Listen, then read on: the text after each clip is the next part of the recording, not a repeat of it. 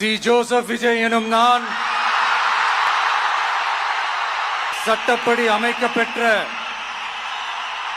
இந்திய அரசியல் அமைப்பின்பால் உண்மையான நம்பிக்கையும் மாறா பற்றும் கொண்டிருப்பேன் என்றும் இந்திய நாட்டின் ஒப்பில்லாத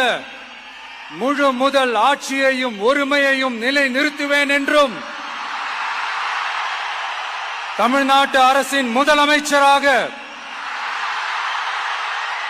உண்மையாகவும் உளச்சான்றின்படியும்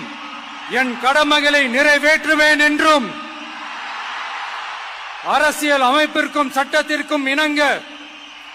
அச்சமும் ஒருதலை சார்பும் இன்றி விருப்பு வெறுப்பை விலக்கி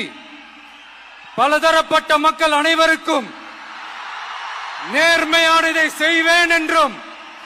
ஆண்டவன் மீது ஆணையிட்டு உறுதிமொழிகிறேன்.